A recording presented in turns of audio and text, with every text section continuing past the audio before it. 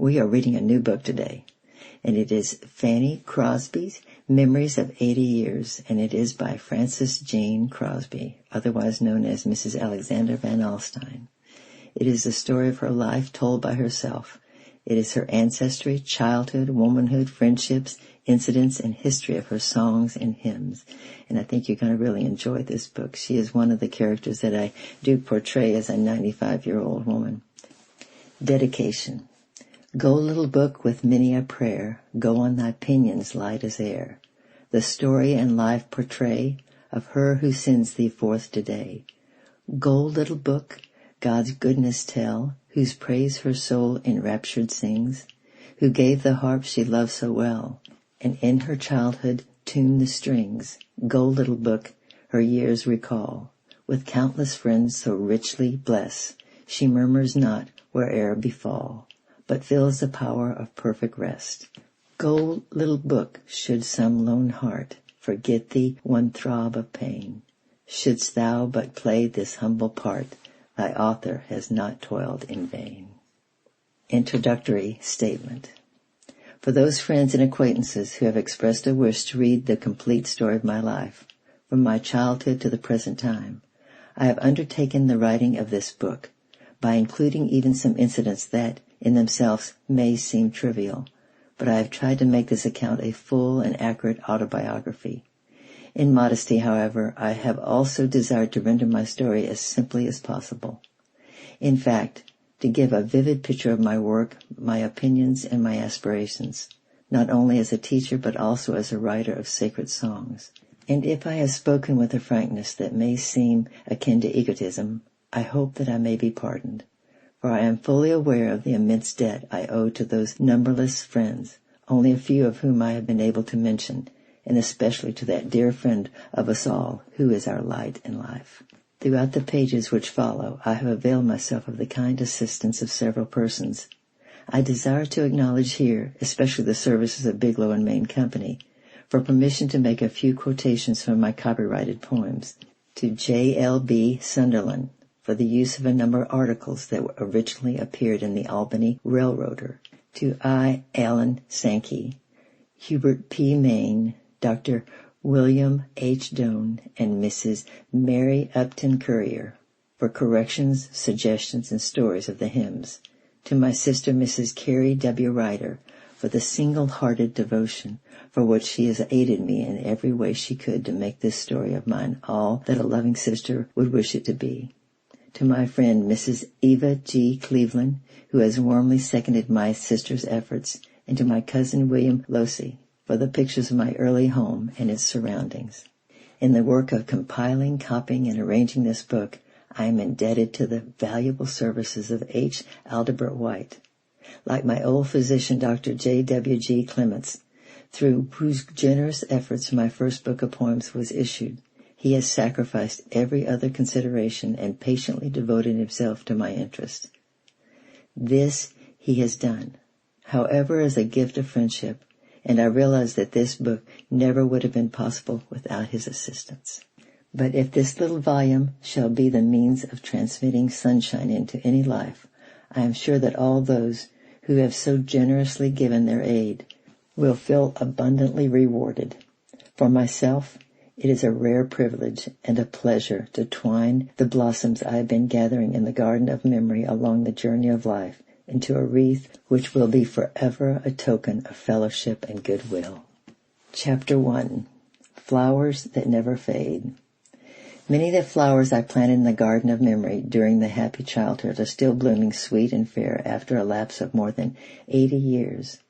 Those that were somewhat faded, because they have not recently been watered, and those which have been crushed in the press of a long, busy life, I will try to revive until I have finished the life story that I am about to tell. Amid giant rocks and hills majestic, sunny glade and fertile plain, as one of my own poems described the surroundings among which I was reared, these blossoms of expectant youth, some of them frail promises of future harvest, were gathered in a good old town of southeast Putnam County, New York. In that region, the traveler, perhaps to a greater degree than the inhabitant, remembers the county as one of the most wonderful wildness and grandeur. The scenery is sublime because natural, and more majestic than any handiwork designed by man. During the summer months, the neighboring hills are studded with great masses of foliage, and this here and there is touched with small masses of gold and brown, and in winter the small landscape is covered over with a spread of virgin snow. These gracious gifts of natural scenery left their own indelible imprint upon my mind, for although I was deprived of sight at the age of 6 weeks, my imagination was still receptive to all the influences around me, and the surrounding country, in its native beauty, was real enough for me, and in one sense was as real to my mind as to the minds of my little companions. At least the inner meaning of all the objects that they could see with their physical vision, to my mental sight, by imagination was made somewhat more plain than may be supposed. Near the humble cottage in which I lived for the first few years of my childhood ran a tiny brook, one of the branches of the Clinton River, and the music of its waters were so sweet in my ears that I fancied it was not to be surpassed by any of the grand melodies of the great music beyond our little valley. During pleasant summer days, I used to sit on a large rock, over which a grapevine and an apple tree clasped hands to make a bower fit indeed for any race of fairies, however ethereal in its taste. The voices of nature enchanted me, but they all spoke a familiar language. Sometimes it was a liquid note of a solitary songster at the eventide in the distant woods, or the industrious hum of a bee at noon, when every creature but himself and the locusts were sleeping in the shade, or the piping of a cricket at night was drawing on. And how could I help thinking, now and then, that the fairies themselves were bringing messages directly to me? In childhood, the tender language of a heart is the only familiar speech, and imagination the only artist of the beautiful that seems to satisfy the childish soul. In these later years, therefore, I sometimes drink from the springs whose waters were once so cool and inspiring, and then I often think that I have indeed discovered the fountain of perpetual youth, flowing from the heart of nature. Of the family of my father, John Crosby, we have unfortunately little record, and of him I have no recollection, for he died before I was 12 months old.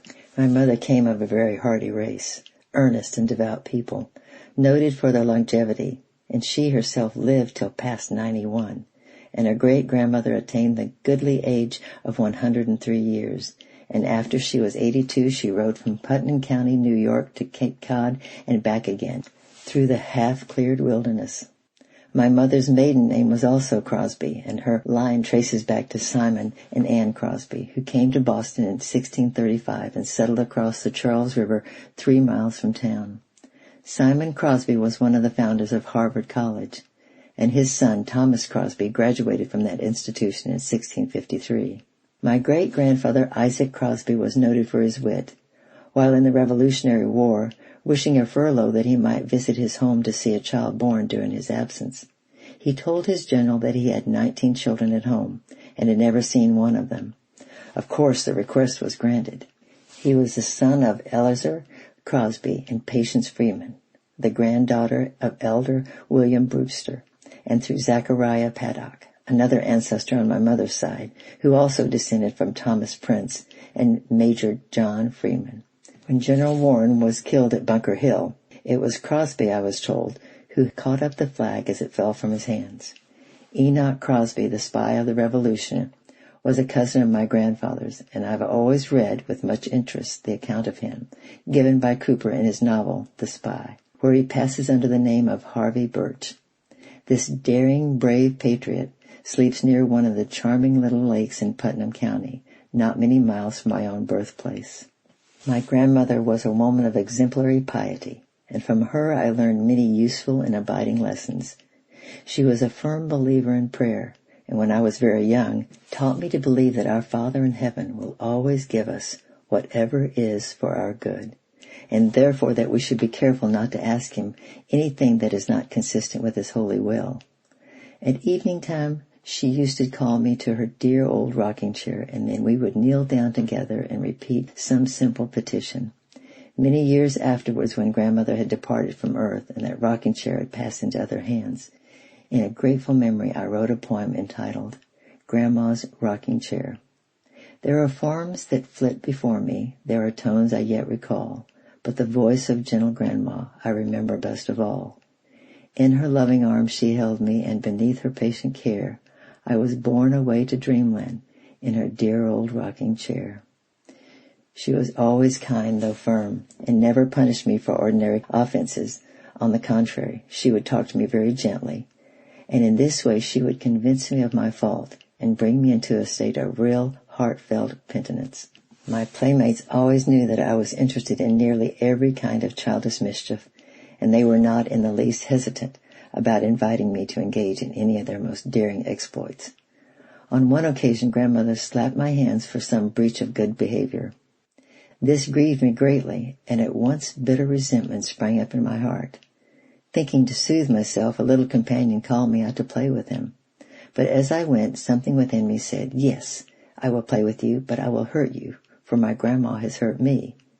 So I threw a rock at him, but I missed my aim, and the cloud soon passed and all was sunny again. 50 years later, to my greatest surprise, when I was lecturing in Yonkers, New York, a man whispered in my ear, "Don't you remember David Kerncham, your early playmate?" Certainly I remembered him, and we had a good laugh over that incident that I had just related, and I am happy to say, over many others of more pleasing character. When I was 3 years of age, Mother moved to North Salem in the neighboring Westchester County, where we remained 5 years among a number of delightful Quaker families, who taught me to use what they call the plain language, or the common speech of friends. One good man and I became constant companions, and often when he was going to the mill he found me a very willing passenger, and sometimes an uninvited guest.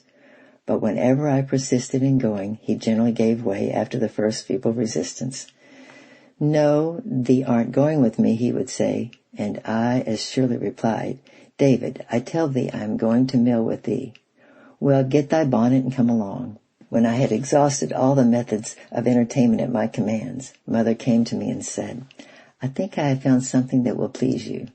Then she placed in my arms a tiny lamb that had lost its mother, and the little orphan at once was received into the warmth of my affections. Through the fields and meadows we romped when the days were warm, and occasionally I fell asleep under a great oak tree with my pet by my side. But he soon grew into a strange creature, quite unlike the gentle lamb that I had first known, for he used to throw me to the ground and tear my dress and make me cry. For a time I forgave him, but at last he disappeared, and not many days thereafter the family had mutton for dinner. My pet had not returned, and I knew at once what had become of him. So I refused to eat the meat that day and slipped off into a corner so as not to betray the tears that I could not restrain. For many weeks I wore mourning in my heart, and among those who vainly tried to comfort me was Daniel Drew, who offered to replace my pet from the flocks that he drove by our doors. Though much to the surprise of all my friends, I declined his gift. I reasoned, why should I again be deprived of a dear pet? I will have none. Then there will be no chance of it. The old Quaker church still stands about as it did when we worshipped there, and the remembrance of those kind Westchester people is one of my fadeless flowers. I had a cousin who was fond of writing comic poetry. In our neighborhood there lived an old lady named Mary Barber, who was a trouble wherever she went. One time she came to his father's house to remain over Sunday, and asked that he write for her a verse of poetry. At first he declined, but when she persisted a long time, he gave her the following. Aunt Mary Barber also had a good harbor. All through this holy Sabbath day, tomorrow morning I have her take warning, and pack up her dudes and march away. That's the end of chapter 1, and next time we will be reading chapter 2, The Training of the Blind. I love you, I'm praying for you, and bye-bye for now.